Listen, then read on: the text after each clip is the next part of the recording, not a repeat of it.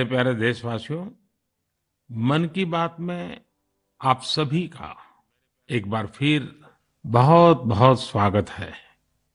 आज इस चर्चा को शुरू करते हुए मन मस्तिष्क में कितने ही भाव उमड़ रहे हैं। हमारा और आपका मन की बात का ये साथ अपने 99 पायदान पर आ पहुंचा है। आमतौर पर हम सुनते हैं कि 99 का फेर बहुत कठिन होता है। क्रिकेट में तो नर्वस 90 को बहुत मुश्किल पड़ाव माना जाता है, लेकिन जहां भारत के जन जन के मन की बात हो, वहां की प्रेरणा ही कुछ और होती है। मुझे इस बात की भी खुशी है कि मन की बात के 100वें एपिसोड को लेकर देश के लोगों में बहुत उत्साह है। मुझे बहुत सारे संदेश मिल रहे हैं, फोन आ रहे हैं। आज जब हम आजादी का अमृतकाल मना रहे हैं, नए संकल्पों के साथ आगे बढ़ रहे हैं, तो 100वें मन की बात को लेकर आपके सुझावों और विचारों को जानने के लिए मैं भी बहुत उत्सुक हूं। मुझे आपके ऐसे सुझावों का बेसब्री से इंतजार है। वैसे तो इंतजार हमेशा होता है, लेकिन इस बार ज्यादा है। आपके ये सुझाव और विचार ही 30 अप्रैल को होने वाले 100वें मन की बात को और यादगार बनाएंगे। मेरे प्यारे देशवासियों, मन की बात में हमने ऐसे हजारों लोगों की चर्चा की है जो दूसरों की सेवा के लिए अपना जीवन समर्पित कर देते हैं। कई लोग ऐसे होते हैं जो बेटियों की शिक्षा के लिए अपनी पूरी पेंशन लगा देते हैं। कोई अपने पूरे जीवन की कमाई पर्यावरण और जीव सेवा के लिए समर्पित कर देता है। हमारे देश में परमार्थ को इतना ऊपर रखा गया है कि दूसरों के सुख के लिए लोग अपना सर्वस्व दान देने में भी संकोच नहीं करते। इसलिए तो हमें बचपन से शिवी और दधीची जैसे देहदानियों की गाथाएं सुनाई जाती हैं। साथियों, आधुनिक मेडिकल साइंस के इस दौर में ऑर्गन डोनेशन किसी को जीवन देने का एक बहुत बड़ा माध्यम बन चुका है। कहते हैं, जब एक व्यक्ति मृत्यु के बाद अपना शरीर दान करता है, तो उससे 8 से 9 लोगों को एक नया जीवन मिलने की संभावना बनती है। संतोष की बात है कि आज देश में ऑर्गन डोनेशन के प्रति जागरूकता भी बढ़ रही है। साल 2013 में हमारे देश में ऑर्गन डोनेशन के 5000 से भी कम केसेस थे, लेकिन 2022 में ये संख्या बढ़कर 15,000 से ज्यादा हो गई है। ऑर्गन डोनेशन करने वाले व्यक्तियों ने, उनके परिवार ने वाकई बहुत पुण्य का काम किया है। साथियों, मेरा बहुत समय से मन था कि मैं ऐसा पुण्य कार्य करने वाले लोगों के मन की बात जानूं और इसे देशवासियों के साथ भी शेयर करूं। इसलिए आज मन की बात में हमारे साथ एक प्यारी सी बिटिया, एक सुंदर गुड़िया के पिता और उनकी माताजी हमारे साथ जुड़ने जा रहे हैं। पिताजी का नाम है सुखबीर सिंह संधू जी और माताजी का नाम है सुप्रीत कौर जी। ये परिवार पंजाब के अमृतसर में रहते हैं। बहुत मन्नतों के बाद उन्हें एक बहुत सुंदर गुड़िया, बिटिया हुई थी। घर के लोगों ने बहुत प्यार से उसका नाम रखा था अबाबत कौर। अबाबत का अर्थ दूसरे की सेवा से जुड़ा है, दूसरों का कष्ट दूर करने से जुड़ा है। अबाबत जब सिर्फ 39 दिन की थी, तभी वो ये दुनिया छोड़कर चली गई। लेकिन सुखबीर सिंह संधू जी और उनकी पत्नी सुप्रीत कौर जी ने, उनके परिवार ने बहुत ही प्रेरणादायी फैसला लिया। ये फैसला था 39 दिन की उम्र वाली बेटी के अंगदान का, ऑर्गन डोनेशन का। हमारे साथ इस समय फोन लाइन पर सुखबीर सिंह और उनकी श्रीमती जी मौजूद है। आइए उनसे बात करते हैं। सुखबीर जी नमस्ते। नमस्ते माननीय प्रधानमंत्री जी, सत श्री अकाल। सत श्री अकाल जी, सत श्री अकाल जी। सुखबीर जी, मैं आज मन की बात के संबंध में सोच रहा था तो मुझे लगा कि अबाबत की बात इतनी प्रेरक है, वो आप ही के मुंह से सुनूं, क्योंकि घर में बेटी का जन्म जब होता है तो अनेक सपने, अनेक खुशियां लेकर आता है। लेकिन बेटी इतनी जल्दी चली जाए, वो कष्ट कितना भयंकर होगा, उसका भी मैं अंदाज लगा सकता हूँ। जिस प्रकार से आपने फैसला लिया है, तो मैं सारी बात जानना चाहता हूँ जी। सर, भगवान ने बहुत अच्छा बच्चा दिया था हमें। बहुत प्यारी गुड़िया हमारे घर में आई थी। उसके पैदा होते ही हमें पता चला कि उसके दिमाग में एक ऐसा नाड़ियों का गुच्छा बना हुआ है जिसकी वजह से उसके दिल का आकार बड़ा हो रहा है। तो हम हैरान हो गए कि बच्चे की सेहत इतनी अच्छी है, इतना खूबसूरत बच्चा है और इतनी बड़ी समस्या लेकर पैदा हुआ है। तो पहले 24 दिन तक तो बहुत ठीक रहा बच्चा, बिल्कुल नॉर्मल रहा। अचानक उसका दिल एकदम काम करना बंद हो गया। तो हम जल्दी से उसको हॉस्पिटल लेके गए। वहां डॉक्टरों ने उसको रिवाइव तो कर दिया, लेकिन समझने में टाइम लगा कि इसको क्या दिक्कत आई, इतनी बड़ी दिक्कत के छोटा सा बच्चा और अचानक दिल का दौरा पड़ गया। तो हम उसको इलाज के लिए पीजीआई चंडीगढ़ ले गए। वहां बड़ी बहादुरी से उस बच्चे ने इलाज के लिए संघर्ष किया, लेकिन बीमारी ऐसी थी कि उसका इलाज इतनी छोटी उम्र में संभव नहीं था। डॉक्टरों ने बहुत कोशिश की कि उसको रिवाइव करवाया जाए। अगर 6 महीने के आसपास बच्चा चला जाए तो उसका ऑपरेशन करने की सोची जा सकती थी, लेकिन भगवान को कुछ और मंजूर था। उन्होंने केवल 39 डेज की जब हुई तो डॉक्टर्स ने कहा कि इसको दोबारा दिल का दौरा पड़ा है, अब उम्मीद बहुत कम रह गई है। तो हम दोनों मियाँ बीवी रोते हुए इस निर्णय पे पहुंचे कि हमने देखा था उसको बहादुरी से जूझते हुए, बार बार ऐसे लग रहा था जैसे कि अब चला जाएगी, लेकिन फिर रिवाइव कर रही थी। तो हमें लगा कि इस बच्चे का यहाँ आने का कोई मकसद है। तो उन्होंने जब बिल्कुल ही जवाब दे दिया तो हम दोनों ने डिसाइड किया कि क्यों ना हम इस बच्चे के ऑर्गन डोनेट कर दें, शायद किसी और की जिंदगी में उजाला आ जाए। फिर हमने पीजीआई के जो एडमिनिस्ट्रेटिव ब्लॉक है उनमें संपर्क किया और उन्होंने हमें गाइड किया कि इतने छोटे बच्चे के केवल किडनीज ही दी जा सकती हैं। परमात्मा ने हिम्मत दी। गुरु नानक साहब का फलसफा है, इसी सोच से हमने डिसीजन ले लिया जी। नहीं, गुरुओं ने जो शिक्षा दी है उसको आपने जी करके दिखाया जी। सुरप्रीत जी हैं क्या, उनसे बात हो सकती है? जी सर। हेलो। सुरप्रीत जी, मैं आपको प्रणाम करता हूँ। नमस्कार सर। नमस्कार सर, ये हमारे लिए बड़ी गर्व की बात है कि आप हमसे बात कर रहे हैं। आपने इतना बड़ा काम किया है और मैं मानता हूँ देश ये सारी बातें जब सुनेगा तो बहुत लोग किसी की जिंदगी बचाने के लिए आगे आएंगे। अबाबत का ये योगदान है, ये बहुत बड़ा है जी। सर, ये भी गुरु नानक पातशाह जी की शायद बख्शिश थी कि उन्होंने हिम्मत दी ऐसा डिसीजन लेने में। गुरुओं की कृपा के बिना तो कुछ हो ही नहीं सकता जी। बिल्कुल सर, बिल्कुल। सुखबीर जी, जब आप अस्पताल में होंगे और ये हिला देने वाला समाचार जब डॉक्टर ने आपको दिया, उसके बाद भी आपने स्वस्थ मन से, आपने और आपकी श्रीमती जी ने इतना बड़ा निर्णय किया। गुरुओं की सीख तो है ही है, आपके मन में इतना बड़ा उदार विचार, और सचमुच में अबाबत का जो अर्थ सामान्य भाषा में कहे तो मददगार होता है, ये काम कर दिया। ये उस पल को मैं सुनना चाहता हूँ जी। सर, एक्चुअली हमारे एक फैमिली फ्रेंड है प्रिया जी, उन्होंने अपने ऑर्गन डोनेट किए थे। उनसे भी हमें प्रेरणा मिली। तो उस समय तो हमें लगा कि शरीर जो है पंच तत्वों में विलीन हो जाएगा। जो कोई बिछड़ जाता है, चला जाता है, तो उसका शरीर को जला दिया जाता है या दबा दिया जाता है।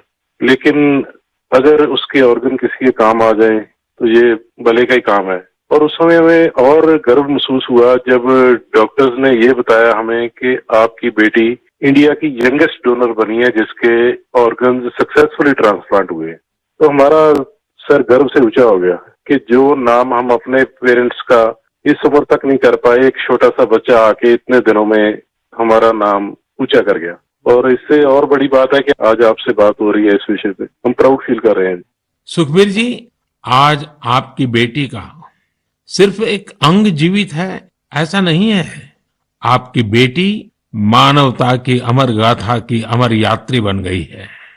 अपने शरीर के अंश के जरिए वो आज भी उपस्थित है। इस नेक कार्य के लिए मैं आपकी, आपकी श्रीमती जी की, आपके परिवार की सराहना करता हूं। Thank you sir. साथियों, ऑर्गन डोनेशन के लिए सबसे बड़ा जज्बा यही होता है कि जाते जाते भी किसी का भला हो जाए, किसी का जीवन बच जाए। जो लोग ऑर्गन डोनेशन का इंतजार करते हैं वो जानते हैं कि इंतजार का एक एक पल गुजरना कितना मुश्किल होता है। और ऐसे में जब कोई अंगदान या देहदान करने वाला मिल जाता है तो उसमें ईश्वर का स्वरूप ही नजर आता है। झारखंड की रहने वाली स्नेहलता चौधरी जी भी ऐसी ही थी, जिन्होंने ईश्वर बनकर दूसरों को जिंदगी दी।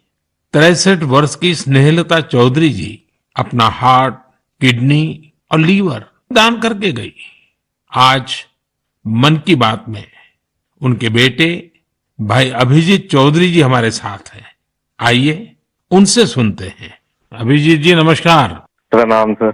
अभिजीत जी, आप एक ऐसी माँ के बेटे हैं जिसने आपको जन्म देकर एक प्रकार से जीवन तो दिया ही, लेकिन और जो अपनी मृत्यु के बाद भी आपकी माता जी कई लोगों को जीवन दे करके गई। एक पुत्र के नाते अभिजीत आप जरूर गर्व अनुभव करते होंगे। हाँ जी सर। आप अपनी माता जी के बारे में जरा बताइए, किन परिस्थितियों में ऑर्गन डोनेशन का फैसला लिया गया? मेरी माता जी सरायकेला बोल के एक छोटा सा गांव है झारखंड में, वहां पे मेरे मम्मी पापा दोनों रहते हैं। ये पिछले 25 साल से लगातार मॉर्निंग वॉक करती थी और अपने हैबिट के अनुसार सुबह 4 बजे अपने मॉर्निंग वॉक के लिए निकली थी। उस समय एक मोटरसाइकिल वाले ने इनको पीछे से धक्का मारा और वो उसी समय गिर गई, जिससे उनको सर पे बहुत ज्यादा चोट लगा। तुरंत हम लोगों ने उनको सदर अस्पताल सरायकेला ले गए, जहां डॉक्टर साहब ने उनकी मरहम पट्टी की, पर खून बहुत निकल रहा था और उनको कोई सेंस नहीं था। तुरंत हम लोगों ने उनको टाटा मेन हॉस्पिटल लेके चले गए। वहां उनकी सर्जरी हुई। 48 घंटे के ऑब्जर्वेशन के बाद डॉक्टर साहब ने बोला कि वहां पे चांसेस बहुत कम है। फिर हमने उनको एयरलिफ्ट करके एम्स दिल्ली लेके आए हम लोग। यहाँ पे उनकी ट्रीटमेंट हुई तकरीबन 7-8 दिन। उसके बाद पोजीशन ठीक था। एक दिन उनका ब्लड प्रेशर काफी गिर गया। उसके बाद पता चला उनकी ब्रेन डेथ हो गई है। तब फिर डॉक्टर साहब हमें प्रोटोकॉल के हिसाब ब्रीफ कर रहे थे ऑर्गन डोनेशन के बारे में। हम अपने पिताजी को शायद ये नहीं बता पाते कि ऑर्गन डोनेशन टाइप का भी कोई चीज होता है, क्योंकि हमें लगा वो उस बात को एब्जॉर्ब नहीं कर पाएंगे। तो उनके दिमाग से हम ये निकालना चाहते थे कि ऐसा कुछ चल रहा है। जैसे हमने उनको बोला कि ऑर्गन डोनेशन की बातें चल रही है, तब उन्होंने बोला कि नहीं नहीं, ये मम्मी का बहुत मन था और हमें ये करना है। हम काफी निराश थे उस समय तक, जब तक हमें ये पता चला था कि मम्मी नहीं बच सकेगी। पर जैसे ही ये ऑर्गन डोनेशन वाला डिस्कशन चालू हुआ, वो निराशा एक बहुत ही पॉजिटिव साइड चला गया और हम काफी अच्छे, एक बहुत ही पॉजिटिव एनवायरनमेंट में आ गए। उसको करते करते फिर हम लोग रात में 8 बजे काउंसलिंग हुई। दूसरे दिन हम लोगों ने ऑर्गन डोनेशन किया। इसमें मम्मी का एक सोच बहुत बड़ा था कि पहले वो काफी नेत्रदान और इन चीजों में, सोशल एक्टिविटीज में ये बहुत एक्टिव थी। शायद यही सोच को लेकर के ये इतना बड़ा चीज हम लोग कर पाए। और मेरे पिताजी का जो डिसीजन मेकिंग था इस चीज के बारे में, इस कारण से ये चीज हो पाया। कितने लोगों को काम आया अंग? इनका हार्ट, 2 किडनी, लिवर और दोनों आंख, ये डोनेशन हुआ था। तो 4 लोगों की जान और 2 जनों को आंख मिला है। अभिजीत जी, आपके पिताजी और माताजी दोनों नमन के अधिकारी हैं। मैं उनको प्रणाम करता हूँ। और आपके पिताजी ने इतने बड़े निर्णय में आप परिवारजनों का नेतृत्व किया, ये वाकई बहुत ही प्रेरक है। और मैं मानता हूं कि माँ तो माँ ही होती है, माँ एक अपने आप में प्रेरणा भी होती है, लेकिन माँ जो परंपराएं छोड़ करके जाती है, वो पीढ़ी दर पीढ़ी एक बहुत बड़ी ताकत बन जाती है। अंगदान के लिए आपकी माता जी की प्रेरणा आज पूरे देश तक पहुंच रही है। मैं आपके इस पवित्र कार्य और महान कार्य के लिए आपके पूरे परिवार को बहुत बहुत बधाई देता हूं। अभिजीत जी धन्यवाद जी, और आपके पिताजी को हमारे प्रणाम जरूर कह देना। जरूर जरूर, थैंक यू।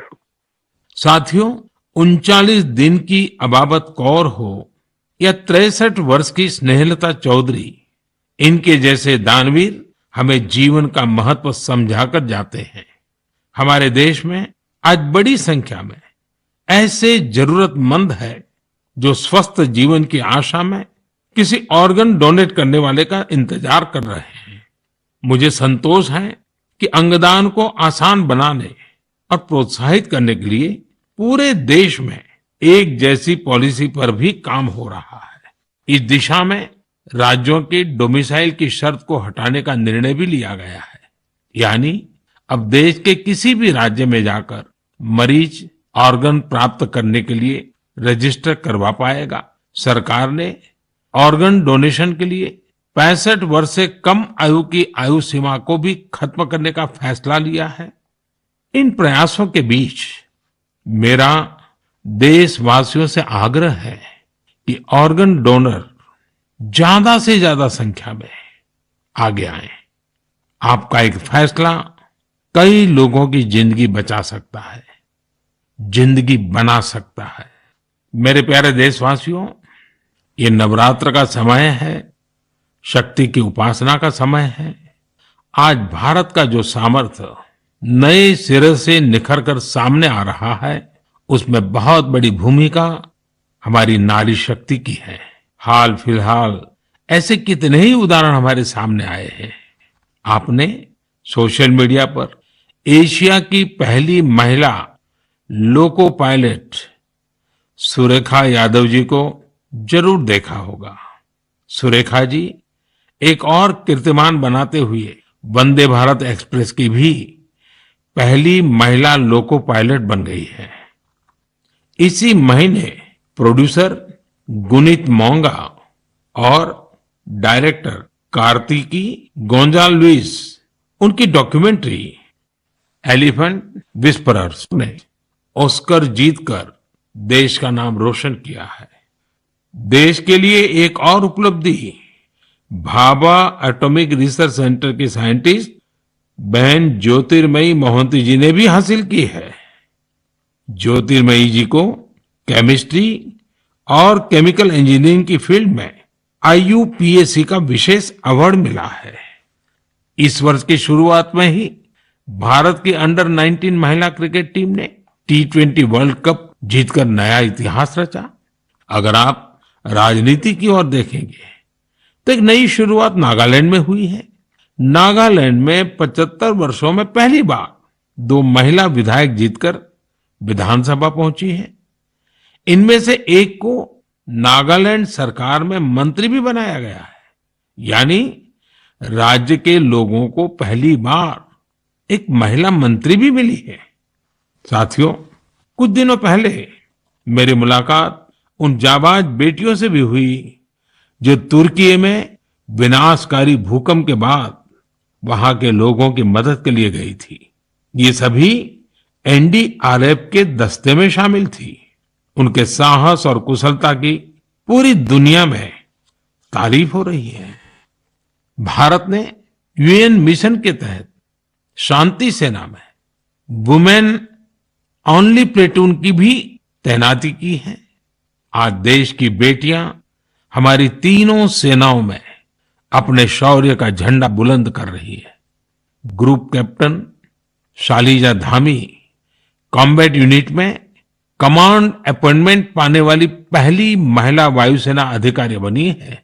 उनके पास करीब 3000 घंटे का फ्लाइंग एक्सपीरियंस है। इसी तरह भारतीय सेना की जांबाज कैप्टन शिवा चौहान सियाचिन में तैनात होने वाली पहली महिला अधिकारी बनी है। सियाचिन में जहां पारा -60 डिग्री तक चला जाता है, वहां शिवा 3 महीनों के लिए तैनात रहेगी। साथियों, यह लिस्ट इतनी लंबी है कि यहां सबकी चर्चा करना भी मुश्किल है। ऐसी सभी महिलाएं, हमारी बेटियां आज भारत और भारत के सपनों को ऊर्जा दे रही है। नारी शक्ति की ये ऊर्जा ही विकसित भारत की प्राणवायु है। मेरे प्यारे देशवासियों, इन दिनों पूरे विश्व में स्वच्छ ऊर्जा रिन्यूएबल एनर्जी की खूब बात हो रही है। मैं जब विश्व के लोगों से मिलता हूं तो वो इस क्षेत्र में भारत की अभूतपूर्व सफलता की जरूर चर्चा करते हैं। खासकर भारत सोलर एनर्जी के क्षेत्र में जिस तेजी से आगे बढ़ रहा है वो अपने आप में एक बहुत बड़ी उपलब्धि है। भारत के लोग तो सदियों से सूर्य से विशेष रूप से नाता रखते हैं। हमारे यहाँ सूर्य की शक्ति को लेकर जो वैज्ञानिक समझ रही है, सूर्य की उपासना की जो परंपराएं रही है, वो अन्य जगहों पर कम ही देखने को मिलते हैं। मुझे खुशी है कि आज हर देशवासी सौर ऊर्जा का महत्व भी समझ रहा है और क्लीन एनर्जी में अपना योगदान भी देना चाहता है। सबका प्रयास की यही स्पिरिट आज भारत के सोलर मिशन को आगे बढ़ा रही है। महाराष्ट्र के पुणे में ऐसे ही एक बेहतरीन प्रयास ने मेरा ध्यान अपनी ओर खींचा है। यहां एमएसआर ऑलिव हाउसिंग सोसाइटी के लोगों ने तय किया कि वे सोसाइटी में पीने के पानी, लिफ्ट और लाइट जैसी सामूहिक उपयोग की चीजें अब सोलार एनर्जी से ही चलाएंगे। इसके बाद इस सोसाइटी में सबने मिलकर सोलर पैनल लगवाए। आज इन सोलर पैनल से हर साल करीब 90,000 किलोवाट आवर बिजली पैदा हो रही है। इससे हर महीने लगभग 40,000 रुपए की बचत हो रही है। इस बचत का लाभ सोसाइटी के सभी लोगों को हो रहा है। साथियों, पुणे की तरह ही दमन दीव में जो दीव है, जो एक अलग जिला है, वहां के लोगों ने भी एक अद्भुत काम करके दिखाया है। आप जानते ही होंगे कि दीव सोमनाथ के पास है। दीव भारत का पहला ऐसा जिला बना है जो दिन के समय सभी जरूरतों के लिए 100% क्लीन एनर्जी का इस्तेमाल कर रहा है। दीव की इस सफलता का मंत्र भी सबका प्रयास ही है। कभी यहां बिजली उत्पादन के लिए संसाधनों की चुनौती थी। लोगों ने इस चुनौती के समाधान के लिए सोलर एनर्जी को चुना। यहां बंजर जमीन और कई बिल्डिंग्स पर सोलर पैनल्स लगाए गए। इन पैनल से दीव में दिन के समय जितनी बिजली जरूरत होती है उससे ज्यादा बिजली पैदा हो रही है। इस सोलर प्रोजेक्ट से बिजली खरीद पर खर्च होने वाले करीब 52 करोड़ रुपए भी बचे हैं। इससे पर्यावरण की भी बड़ी रक्षा हुई है। साथियों, पुणे और दीव उन्होंने जो कर दिखाया है, ऐसे प्रयास देश भर में कई और जगहों पर भी हो रहे हैं। इनसे पता चलता है कि पर्यावरण और प्रकृति को लेकर हम भारतीय कितने संवेदनशील हैं और हमारा देश किस तरह भविष्य की पीढ़ी के लिए बहुत जागृत है। मैं इस तरह के सभी प्रयासों की हृदय से सराहना करता हूं। मेरे प्यारे देशवासियों, हमारे देश में समय के साथ स्थिति परिस्थितियों के अनुसार अनेक परंपराएं विकसित होती है। यही परंपराएं हमारी संस्कृति का सामर्थ्य बढ़ाती हैं और उसे नित्य नूतन प्राण शक्ति भी देती है। कुछ महीने पहले ऐसी ही एक परंपरा शुरू हुई काशी में। काशी तमिल संगमम के दौरान काशी और तमिल क्षेत्र के बीच सदियों से चले आ रहे ऐतिहासिक और सांस्कृतिक संबंधों को सेलिब्रेट किया गया। एक भारत श्रेष्ठ भारत की भावना हमारे देश को मजबूती देती है। हम जब एक दूसरे के बारे में जानते हैं, सीखते हैं, तो एकता की ये भावना और प्रगाढ़ होती है। यूनिटी की इसी स्पिरिट के साथ अगले महीने गुजरात के विभिन्न हिस्सों में सौराष्ट्र तमिल संगमम होने जा रहा है। सौराष्ट्र तमिल संगमम 17 से 30 अप्रैल तक चलेगा। मन की बात के कुछ श्रोता जरूर सोच रहे होंगे कि गुजरात के सौराष्ट्र का तमिलनाडु से क्या संबंध है। दरअसल सदियों पहले सौराष्ट्र के अनेकों लोग तमिलनाडु के अलग अलग हिस्सों में बस गए थे। ये लोग आज भी सौराष्ट्री तमिल के नाम से जाने जाते हैं। उनके खान पान, रहन सहन, सामाजिक संस्कारों में आज भी कुछ कुछ सौराष्ट्र की झलक मिल जाती है। मुझे इस आयोजन को लेकर तमिलनाडु से बहुत से लोगों ने सराहना भरे पत्र लिखे हैं। मदुरई में रहने वाले जयचंद्रन जी ने एक बड़ी ही भावुक बात लिखी है। उन्होंने कहा है कि 1000 साल के बाद पहली बार किसी ने सौराष्ट्र तमिल के रिश्तों के बारे में सोचा है। सौराष्ट्र से तमिलनाडु आकर के बसे हुए लोगों को पूछा है। जयचंद्रन जी की बातें हजारों तमिल भाई बहनों की अभिव्यक्ति है। साथियों, मन की बात के श्रोताओं को मैं असम से जुड़ी हुई एक खबर के बारे में बताना चाहता हूं। ये भी एक भारत श्रेष्ठ भारत की भावना को मजबूत करती है। आप सभी जानते हैं कि हम वीर लासित बोरफुकन जी की 400वीं जयंती मना रहे हैं। वीर लासित बोरफुकन ने अत्याचारी मुगल सल्तनत के हाथों से गुवाहाटी को आजाद करवाया था। आज देश इस महान योद्धा के अदम्य साहस से परिचित हो रहा है। कुछ दिन पहले लासित बोरफुकन के जीवन पर आधारित निबंध लेखन का एक अभियान चलाया गया था। आपको यह जानकर आश्चर्य होगा कि इसके लिए करीब 45 लाख लोगों ने निबंध भेजे। आपको ये जानकर भी खुशी होगी कि अब यह एक गिनीज रिकॉर्ड बन चुका है।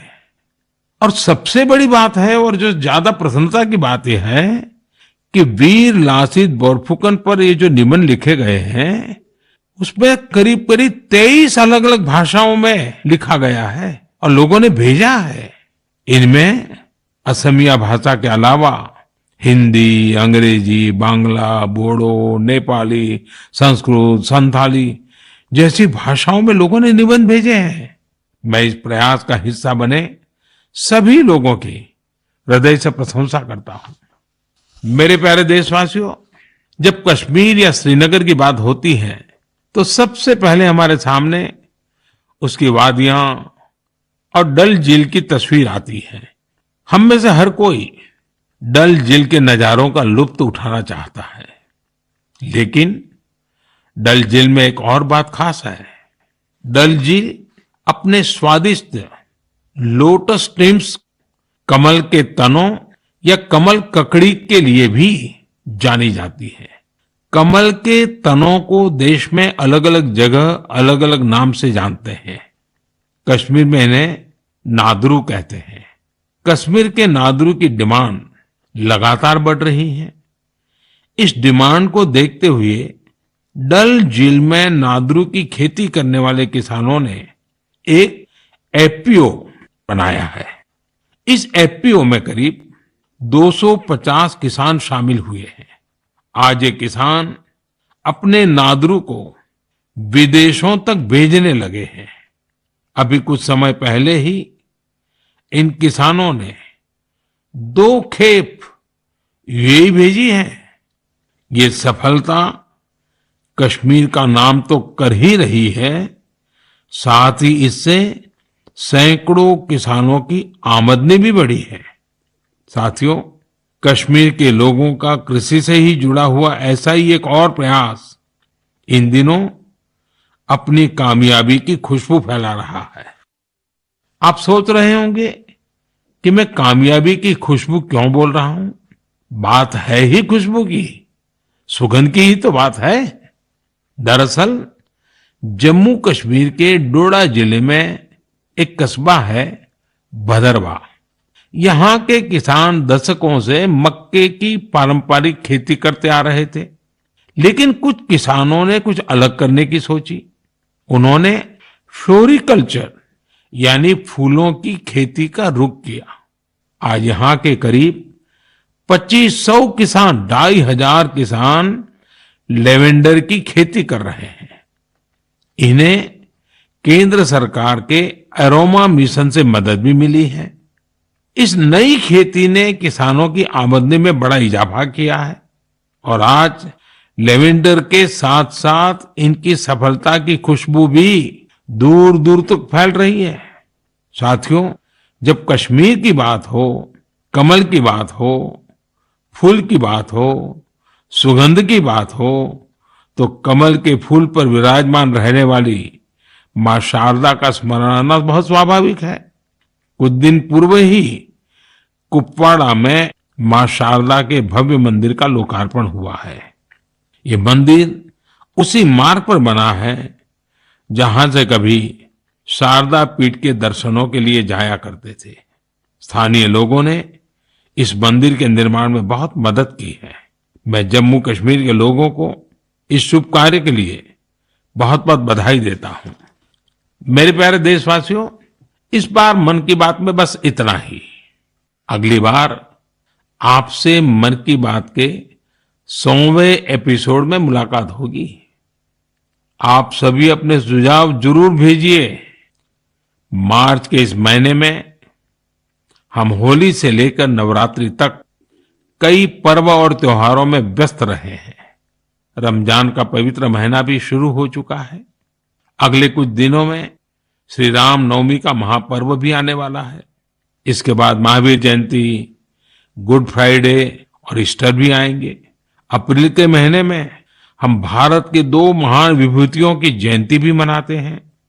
ये 2 महापुरुष हैं महात्मा ज्योतिबा फुले और बाबा साहब आम्बेडकर। इन दोनों ही महापुरुषों ने समाज में भेदभाव मिटाने के लिए अभूतपूर्व योगदान दिया।